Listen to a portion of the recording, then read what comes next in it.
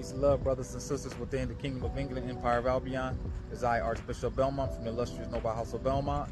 And this message is to those of you who have been identifying as Negro, Black, Colored, aka Black in the American or the British American colonies known as the United States of America today. I want y'all to check out this next video right here, or this video that's going to be showed or displayed. Listen to the information that's been said and read it for your own self. Because the only way for you to get out of the position that you're in right now is you have to go back to who you were prior to the so-called indoctrination that's been getting you to think and accept identities that don't serve you. In this case, these political constructs. Check us out. Peace. Colored Negro in the Western world, aka especially the United States of America, which is nothing more than a British American colony. All right, so it says, Black is a racialized classification of people, usually a political, so they're telling you Black is a political and skin color based category for specific populations with a mid to dark brown complexion. Pause. So they're already letting you know that not only Black is a classification of people, but they're classifying mid to dark brown people Black.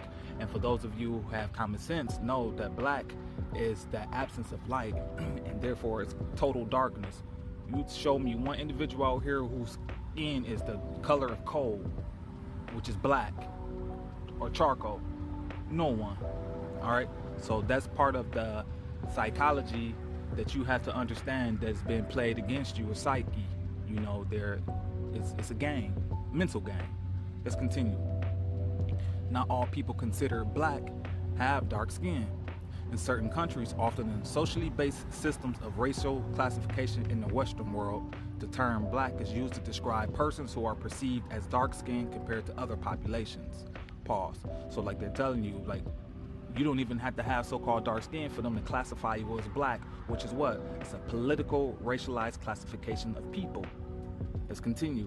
It is most commonly used for people of sub-Saharan African ancestry, indigenous Australians and Malaysians, though it has been applied in many contexts to other groups, and is no indicator of any close ancestral relationship whatsoever.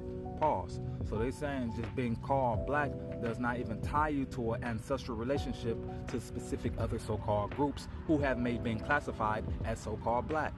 So say for instance, I'm letting you know, as me or us English people here in the so-called diaspora British American colonies, many of us who have dark skin, aka dark brown skin, or what we can say melanated or heavy melanated skin, have been classified as so-called Black, which is what? It's a political stance. It doesn't even tie you to any other so-called people who may be classified as Black ancestral-wise, especially once they start doing their genealogy. So as you see, it's once again, they lumped many different people depending on what area of the world, and mostly, like they said, the Western world utilized this term Black. All right, so continue. It says indigenous African societies do not use the term Black as a racial identity outside of influences brought by Western cultures. Pause. So once again, those of you who have been called or classified as African American, aka non-Black, Africa, or that territory you want to call Africa, they don't even utilize that term. They don't even identify themselves as Black. So as you can see, there's a disconnection from those people who call themselves Black when they're trying to tie themselves to so-called any other group of people, when they don't actually truly have proof that they ancestrally have ties to these people. That's why we keep saying genealogy is the order of the day. And I don't want to hear that say, oh, they hear the records and all that. No, all of the stuff is there. You must take accountability. All right, let's continue. It says contemporary anthropologists and other scientists, while recognizing the reality of biological variation between different human populations, regard the concept of a unified, distinguishable Black race as socially constructed. Pause. So this unified so-called identity of being called Black, or we Black people, this is a social construct. It has no basis going back to historical people. Different societies apply different criteria regarding who is classified Black. They say any society who want to utilize this term for whatever they want to use it has their own meaning for what it is and who is classified as that. Okay, let's continue. It said, and these social constructs have changed over time. In a number of countries, societal variables affect classification as much as skin color, and the social criteria for Blackness vary. In the United Kingdom, black was historically equivalent with person of color. Oh, you guys changed over time. In a number of countries, societal variables affect classifications much as skin color, and the social criteria for blackness vary. In the United Kingdom, black was historically equivalent with person of color. So check that out, what person of color means, brothers and sisters. I'm not going to click on that right now at the moment. A general term for non-European peoples.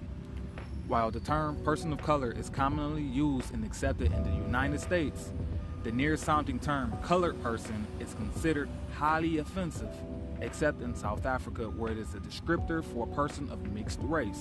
You hear this? All right. In other regions such as Australasia, settlers applied the adjective black.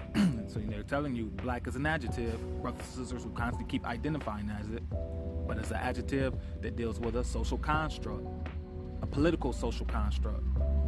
It's not tied to any ancestry of any people. All right. So it says in other regions, once again, such as Australasia, settlers applied the adjective black to the indigenous population. It was universally regarded as highly offensive in Australia until the 1960s and 70s. So, and black used to be very highly offensive in so-called the United States as well, until they start having people who look like us start pushing that stuff out into the mainstream, man, having us grab onto it as an identity and pull some type of emotional connection to it, like it's supposed to so-called tie you to any so-called lineage or people. And based off of what we just read, it does not. All right. It says black was generally not used as a noun, but rather as an adjective qualifying some other descriptor. Example, black man or black woman or black car or black dog or black cat. All right. As desegregation progressed after the 1967 referendum, some Aboriginals adopted the term, following the American fashion. See, so everybody follows suits what goes over here in the United States. All right, but it remains problematic. So it's a problem. Several American-style guides, including the AP style book, changed their guides to capitalize the B in black, following the 2020 murder of George Floyd, an African American. So pause. So as you see, what they're doing, they're constantly changing things with this social construct, political social construct. Because you see what happened to George Floyd, this is political, all right? And so now they capitalize the B instead of it being a lowercase, we're representing what? The adjective. Now they're trying to turn it into a so-called noun. You see what they're doing? This is the trick, brothers and sisters. That's why you must know who you are genealogy-wise and don't identify as none of these legal fictions, or in this case, any of these political constructs. The ASA style guide says that the B should not be capitalized. Some perceive the term black as a derogatory, outdated, reductive, or otherwise unrepresentative label, and as a result, neither use nor define it, especially in African countries with little to no history of colonial racial segregation. So there you have it, brothers and sisters. That political racial construct black was created to segregate you, but to put all of the original people in these territories in a group. And then they put you in a group where it has no so-called ties to any ancestry if you identify as that group. So they're literally cutting you off from the root. You have no identity. You have no family. You don't have no people. You have no no historical connection to anything if you tie yourself to that. That's why we say genealogy, once again, is the order of the day. You must trace your descent going all the way back to time immemorial or before. But you know, you really can't go no further beyond 1189 in law. So just still with that time frame, use what you have at your disposal. Your family surname, which is your last name, is an inheritance. So once you trace that name and the people in your family tree all the way back as far as you can, then go to houseofnames.com and then check and see where that name came from, kingdom, nation-wise. And then once you see where it came from, eventually you will start finding your way here. Why? Because you want to be those people, live their customs, their culture, their laws, their religion, or whatever belief system they were. But us as English people, you know that we only had one place that was going to solidify our stand, and that was in the English church. So find us at the Third Temple English Church of England on YouTube, headed by King Clifford Jefferson from the Royal House of Plantagenet. We are the true descendant and heirs of the Kingdom of England, the Empire of Albion, also known as Great Britain. Peace.